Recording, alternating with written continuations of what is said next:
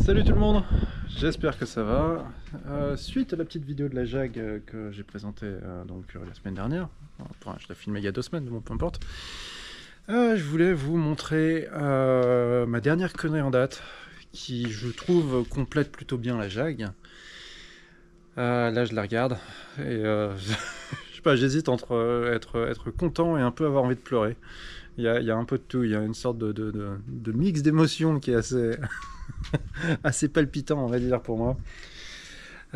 Donc ça fait quelques années que j'en voulais une. Je voulais une configuration assez spécifique, enfin une configuration moteur, c'est-à-dire qu'il fallait impérativement que ce soit entre 2006 et 2009, ou alors un modèle encore plus récent, donc genre 2010 à 2012-2013. Mais je voulais aussi dépenser le moins possible. Ce que j'ai fait, ce que je l'ai payé à peu près 2500 € livré chez moi. C'est vraiment pas cher. Elle a 107 000 km.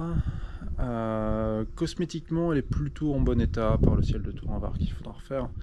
Mais cosmétiquement, en assez bon état. Par contre, le problème, c'est tout le reste. Bon, donc, je vous fais pas attendre un peu plus. La nouvelle source de mes mots de tête est arrivée. Et là, voilà. Quand je vous dis que ça complétait bien la Jaguar qui est ici, puisque sa place est en fait prise par la Miata, je vais installer le nouveau moteur. Bon, voilà, comme vous pouvez déjà, premier truc, c'est qu'elle est un petit peu basse, hein. Oui, les suspensions sont peut-être mortes. Ce sont des suspensions à air, donc sur cette voiture-là. Le compresseur déjà est mort, compresseur donc qui est arrivé, que j'ai enlevé là tout à l'heure, et le remplaçant qui est arrivé aujourd'hui. Donc je vais l'installer tout à l'heure. Mais on va faire un petit tour de cette sacrée merguez, hein, parce que pour le coup, putain, c'est vraiment de la merguez de compète là. Donc bon, quand même, histoire de, hein, avant de l'acheter, je suis allé sur place, je l'ai bien inspecté, je savais ce que j'allais recevoir. Vraiment, faites bien gaffe avant d'acheter ce genre de trucs, vraiment inspectez-les en personne, surtout les achetez pas, non je déconne, je l'ai juste acheté en ligne, j'ai misé un peu au pif, l'état cosmétique avait l'air bon, je l'ai jamais vu en personne, je l'ai jamais vu tourner, j'ai vu que les suspensions étaient mortes, je me suis dit tiens c'est bien, ça va pas être cher, et je l'ai acheté. Tout le reste c'est un peu de la surprise. Donc ce que je savais dessus, c'est les suspensions qui était morte, parce que c'était visible, hein, sur les photos de l'enchère, quand elle est comme ça, c'est qu'elle est pas contente. Et je savais aussi donc que le ciel de toit, qu'on peut voir là, est à refaire. Par contre, le ciel de toit en lui-même est en bon état, il est propre, donc le même tissu devrait pouvoir être réutilisable. Donc par contre, vu que c'est un ciel de toit à l'anglaise, c'est-à-dire les espèces de ciel de toit molletonné là avec le truc qui part en morceaux, je pense que je vais le faire parce que je fais de la merde et je finis toujours par tacher le ciel de toit en lui-même. C'est impossible à nettoyer après. Donc voilà, bon, je vais même pas vous la faire démarrer puisque la batterie est déconnectée, vu que j'ai pas branché le compresseur à air, vu que le nouveau est arrivé. Mais on va quand même regarder un petit peu tout ça en détail. Donc globalement, d'un point de vue purement cosmétique, je dirais qu'il est en très bon état. En général, ces trucs là, surtout au Japon, ça cogne, ça tape, c'est pas top. Il y a souvent quelques dégâts cosmétiques parce que c'est énorme, hein, c'est un Vogue donc de 2006, et c'est gros pour le Japon, c'est vraiment très gros. Il fait genre 2 tonnes 650 je crois, 2 tonnes 7. Puis ça c'est le poids vide, hein, donc probablement avec passager etc on attend les 3 tonnes. Assez gros donc. Maintenant, donc celui-ci spécifiquement, je voulais donc exactement ces années-là parce que c'est le moteur Jaguar. Et c'est un moteur que je connais bien, c'est un AJV8 4 litres 4. Donc même configuration, c'est à peu près la même chose que ce qu'il y avait là-dessus, sauf que celui-ci a été modernisé quoi. Mais un V8 4 litres 4, donc qui développe à peu près 300 chevaux, assez coupleux, très fiable pour un moteur Jaguar, pour un moteur anglais. Et globalement assez, je dirais pour un monstre pareil, hein, assez raisonnable niveau conso. Couplé avec une ZF6 qui est aussi donc la même boîte que j'ai sur cette Jaguar là, et en plus la même boîte que j'avais donc sur la Jaguar d'avant. Ce que je voulais absolument éviter, donc c'est les années d'avant, avec le moteur BMW donc, qui a des tas de problèmes de moteur, de chaîne, enfin c'est assez catastrophique niveau fiabilité. Et la ZF5 qui est aussi beaucoup moins fiable et juste moins bonne. Et avec une conso qui est encore plus violente. Là, la consommation est quand même un peu réduite. Bon, ça reste, voilà, faut s'attendre, c'est du 15, 17, 18 litres au 100. Hein. C'est quand je dis plus raisonnable, ça reste, pour des standards modernes, très mauvais. Faut pas non plus, faut pas se leurrer. Mais par rapport au BMW d'avant, qui lui était à 20-25 litres au 100 en permanence, c'est beaucoup mieux. Surtout grâce à la boîte 6 qui aide donc beaucoup. Alors donc les petites surprises quand je l'ai eu, principalement donc je savais pas quel était le problème des suspensions. Je me suis dit ah bah ça va être une fuite quelque part et puis voilà quoi. Et en fait non, le compresseur est mort donc j'ai dû recommander un compresseur. Et maintenant que le compresseur refonctionne de nouveau, et ben je vais pouvoir voir s'il y a des fuites. L'intérieur donc plutôt propre, hein. Les plastiques ici un peu mauvais mais c'est vraiment tout, les cuirs sont très bons, les portes aussi, l'intérieur dans l'ensemble vraiment excellent, les sièges fonctionnent, le son fonctionne, le ciel le toit ouvrant fonctionne, tout a l'air de plutôt bien fonctionner. Donc j'en suis déjà pour ça assez content. Par contre petit truc, donc ces voitures là ont un problème connu d'anti-démarrage, d'immobilizer qui est assez chiant. C'est-à-dire que là, bon là il est sur un, il n'y a pas de batterie en fait, donc ça c'est normal. Là vous voyez, vous pouvez pas tourner la clé comme ça. On peut pas juste, ça se fait pas. Donc en gros ce qui se passe c'est qu'il y a un problème d'aimant dans la colonne de direction qui bloque la clé. Et on ne peut pas la démarrer. Donc la technique c'est de tirer un fusible, le fusible 18. On l'enlève, on le remet, on attend 10-15 secondes et là on peut avoir un démarrage.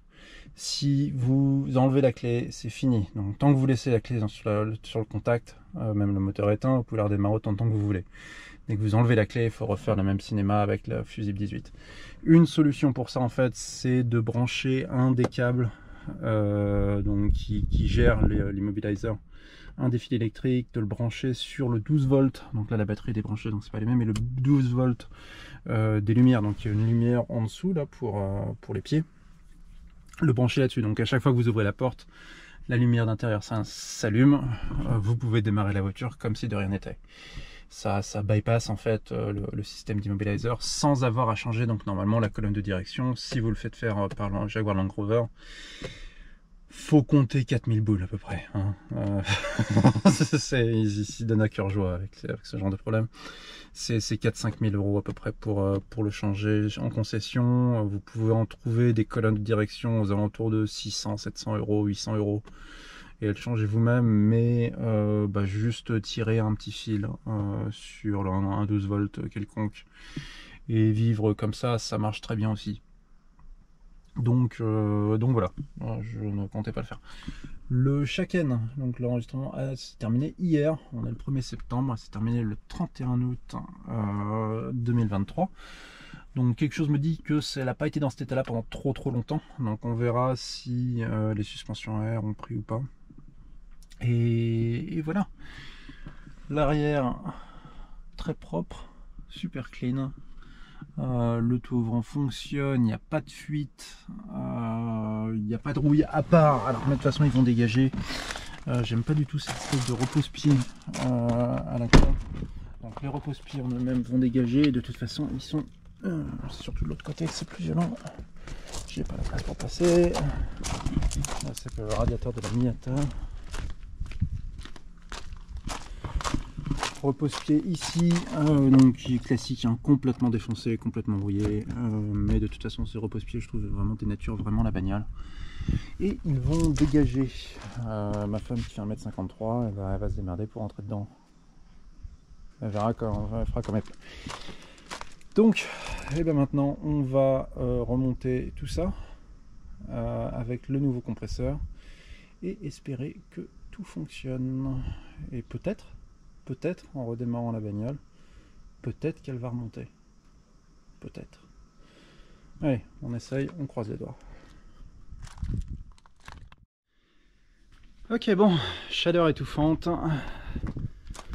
Le nouveau compresseur installé, donc assez basique, hein. Fallait juste garder donc le truc de valve là d'entrée, reprendre celui de l'ancien compresseur et le mettre sur le nouveau. Donc c'est un Arnott, c'est la marque la plus connue pour des remplacements de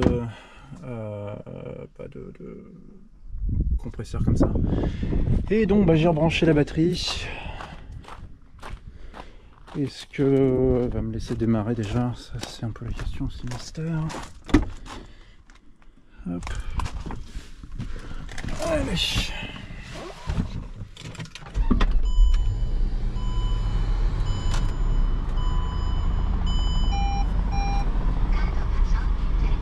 Le compresseur part. Le compresseur fonctionne. Alors est-ce qu'elle va se lever ou est-ce qu'elle est pleine de trous d'air dans les suspensions? Est-ce qu'elle va se lever? Il faut toujours un petit peu de temps, hein, tant que ça se réveille. Le compresseur à l'arrière. Oh.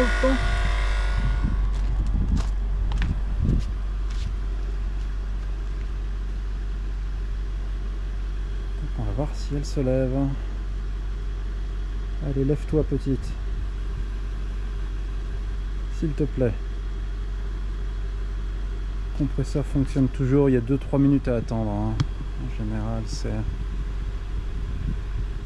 c'est pas instantané.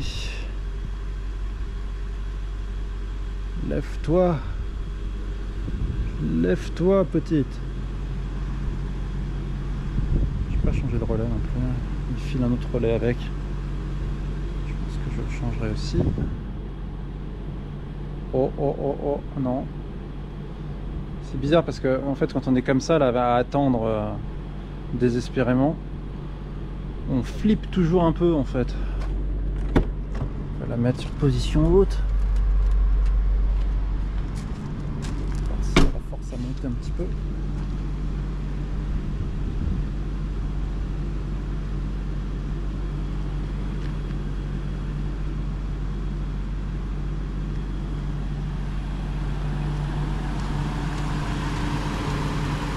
Pas de fuite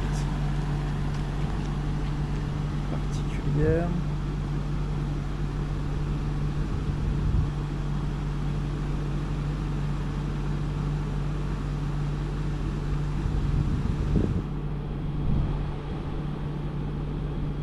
Je dirais que l'avant se lève un peu là. Hein. Peut-être que je rêve. Non. L'avant se lève. L'avant se lève. L'arrière, non. Mais l'avant se lève.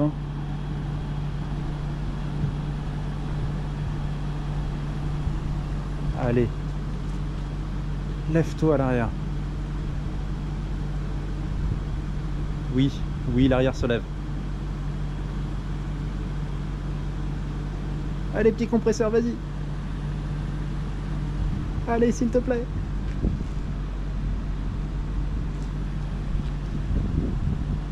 Il se passe quelque chose. Le compresseur est au bout de sa vie. Il est neuf, hein, j'espère pas. Mais ça se lève.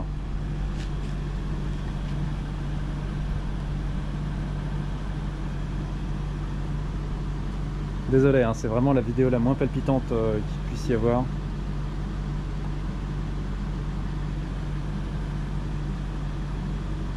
Mais il se passe quelque chose.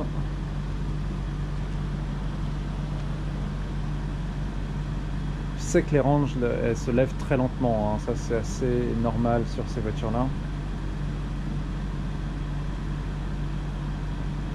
Je crois que c'est 3-4 minutes. Elle est levée là. Le compresseur s'est éteint.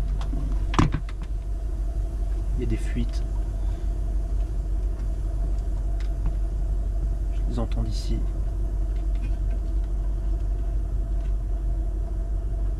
Je verrai ça après.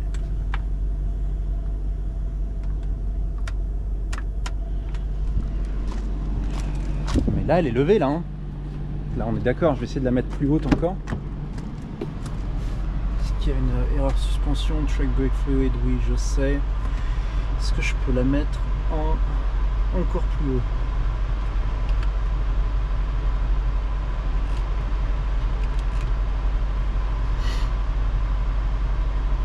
Je sais qu'il y a différents modes d'auteur, mais alors je sais pas exactement comment ça fonctionne.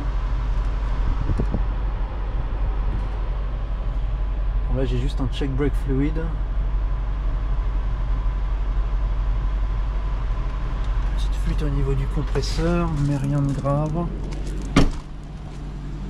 tout cas, elle est à hauteur normale. Yes. Bon, je vais éteindre et on va essayer de trouver si on entend des fuites. En tout cas, il n'y a pas de... Il n'y a pas de...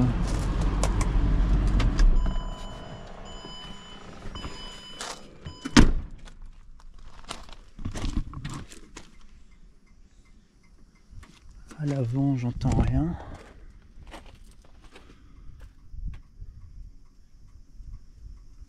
Déjà, à l'oreille, ça a l'air d'aller.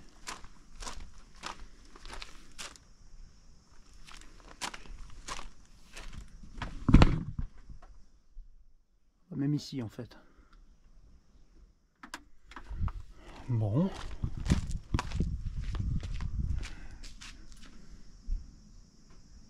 Et bah... victoire? Peut-être? Bon. Bah voilà, c'était une vidéo qui était pas super palpitante. Mais au moins... Allez, on va quand même... Ça va la rendre un peu plus palpitante. Donc, ça vous dit d'essayer un Range Rover sans frein? On va voir ce que ça donne. Et je rigole même pas, il n'y a vraiment pas de frein. Ok. Hop. Donc il va falloir faire très attention. Hop.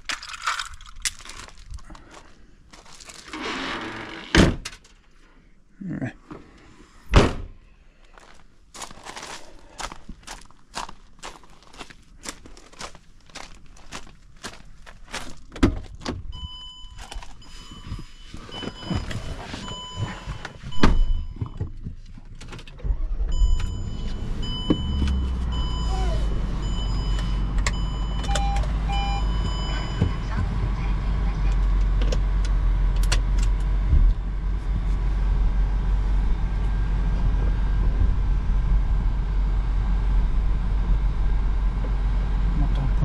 Derrière.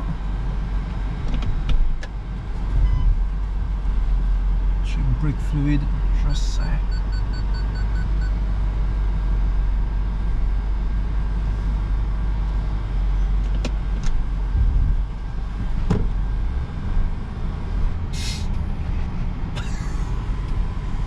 Le bruit bizarre derrière.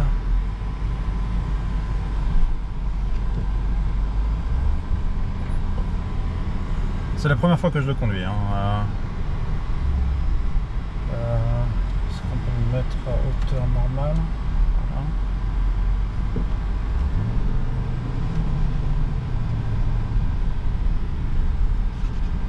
Vehicle lifting slowly, donc je pense qu'il s'agit d'une erreur de fuite quelque part.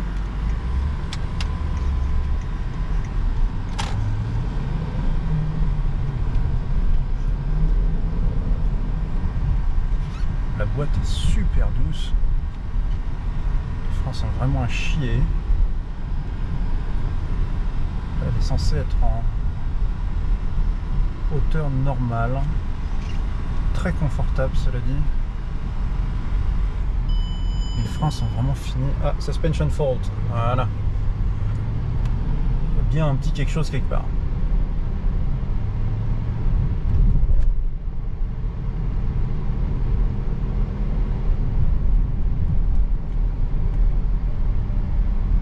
Là, les suspensions sont toujours allumées alors qu'elles n'étaient même pas allumées tout à l'heure. Puis là, bah, elle est plutôt confortable.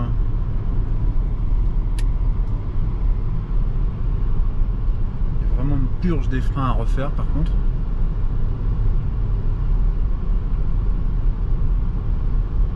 Mais à part ça,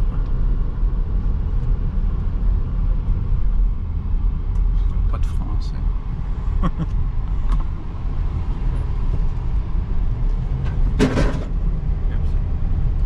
Aller doucement.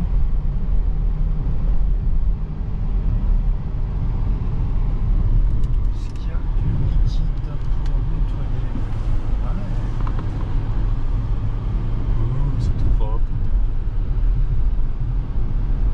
Bon. Il roule, se déplace. Très droit d'ailleurs, confortable aussi. Juste falloir voir un petit peu ce qu'est cette... là je le remonte.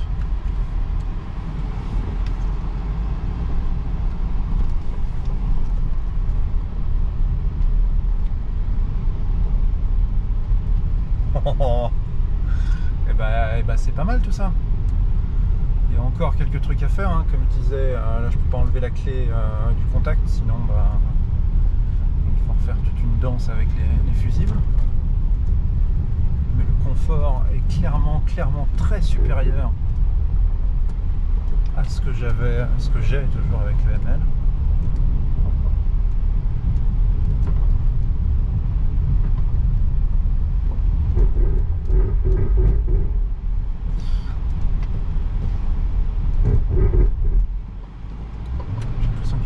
Avec l'ABS qui se déclenche pour rien à l'arrière. De ce que je sens, il y a le frein arrière qui se bloque. Je suis sur des graviers là.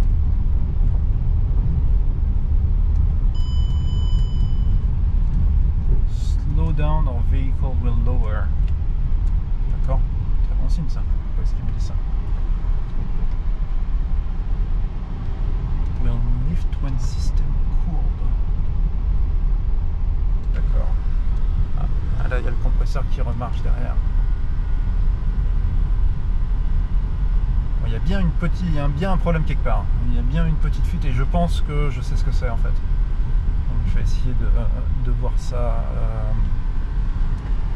dès que possible. Oh putain c'est énorme. Hop ça passe.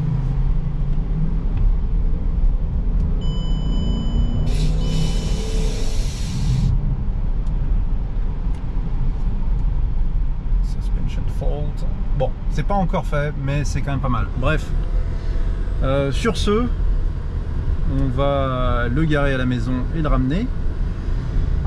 Et puis, bah, à la prochaine. Bye bye.